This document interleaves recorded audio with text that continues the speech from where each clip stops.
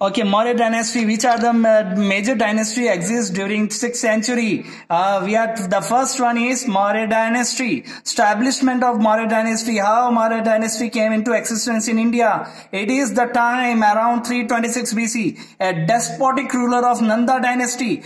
Earlier, before Maurya dynasty, which dynasty exists in Magad during that time? It is Nanda dynasty. And despotic ruler, matlab irregularity, that is not good for the people, ruled over Magad. And the king that ruled for Nanda dynasty in India is Ghananand. The next, people of Magad were dissatisfied with him.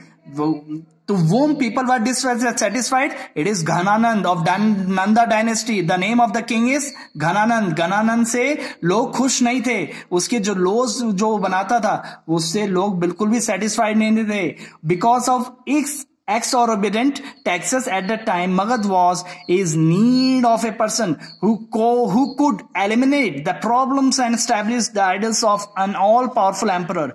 उस समय जब घनानंद के से सब परेशान थे तो मगध को एक ऐसे पर्सन की, ऐसे किंग की जरूरत थी जो उनकी प्रॉब्लम्स को मतलब पूरा ठीक कर सके और एक अच्छा एम्परर स्टैब्लिश कर सके. सुन Kautilya, you heard about Kautilya? Yes, we oftenly known as Kautilya as Chanakya.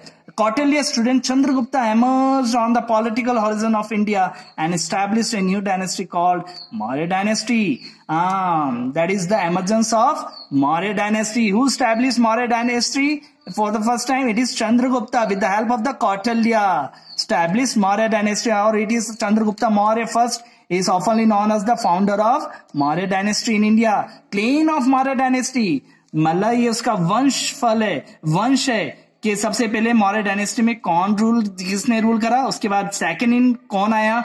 तो सबसे पहले जो फर्स्ट रूलर था मौर्य डायनेस्टी का वो था Chandragupta Maurya first.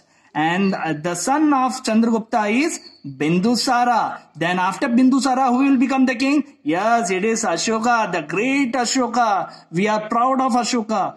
Yes. Then Ashoka have two sons. First is Kunala and the second is Visena. After the Ashoka, who will become the king? It is Kunala. That is also known as the Samprati.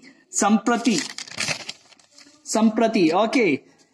And yes, we are talking about Maurya dynasty, students. Chandragupta Maurya is the first ruler, and who will be the last ruler of this dynasty? It is Brihadra was the last ruler of the Maurya dynasty. There is a question arise in the board exam. Who will be the last ruler of Maurya dynasty? Is it Brihadra? Chandragupta Maurya. What is the time period that Chandragupta ruled over Magad? It is 322 BC to 298 BC. What is this BC, students? There is a question arise. The full form of BC is before Christ. मतलब before Christ. Christ को अभी यहाँ पर जन्म लिए हुए 2000 साल हो चुके हैं. 2000 साल पहले की बात कर रहे हैं हम. अगर क्राइस्ट के बाद का एरा जो होता है वो AD होता है और क्राइस्ट 2000 साल पहले की बात कर रहे हैं. 322 BC to 298 BC. तब चंद्रगुप्त मौर्य हमारे मगध रीजन पे रूल करता था. तो जान लेते हैं कुछ चंद्रगुप्त के बारे में. With the help of the Chandragupta ascended the royal throne of Magad at the age of 25. जब चंद्रगुप्त मौर्य फर्स्ट 25 के एज का था तो उसने मगध पे अपना किंगडम स्टैब्लिश कर लिया था.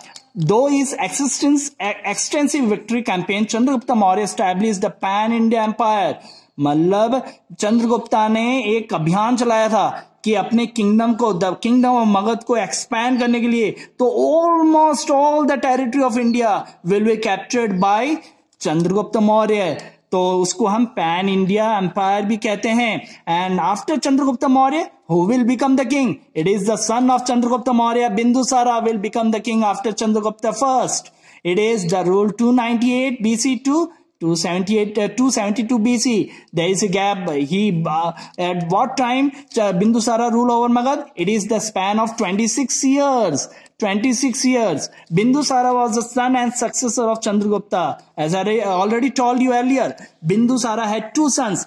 First, the elder one is Sushim and the next one is Ashoka. Ashoka is more capable than Sushim. That is why Ashoka will become the next king after Bindusara. Sushil will be just as an authority there. And next, the next emperor, that is Ashoka, the great Ashoka. We are proud of Ashoka. 273 BC to 232 BC. Ashoka ascended the throne of Magad after Bindusara. After Bindusara, Ashoka will become the king of Magad. Yes, it is very much right, students. Ashoka has been adorned with titles such as देवनाम प्रिया. अशोका को देवनाम प्रिया की उपाधि से भी नवाजा गया था क्योंकि he cares for the people of Magad. Ashoka was married to the princess of Vidisha. Vidisha, yes, Vidisha. Right now, it is the border district area of Bihar and Maharashtra, who gave birth to Ashoka's daughter Sanghmitra and his son Mahendra. Yes, what will be the name of the son and daughter of Ashoka? It is the daughter Sanghmitra and the son is Mahendra. Ashoka invaded Kalinga in 261 BC. The Great Battle of Kalinga. The Great Battle of Kalinga. Kalinga को हम आज ओडिशा के नाम से जानते हैं. The state of Odisha is earlier known as Kalinga. And Ashoka invaded Kalinga. Ashoka invaded Odisha in 261 BC. Yes, after the war of Kalinga, Ashoka distressed to such an extent that he renunciated weapons forever. Kalinga के battle में लाखों लोग मारे गए थे.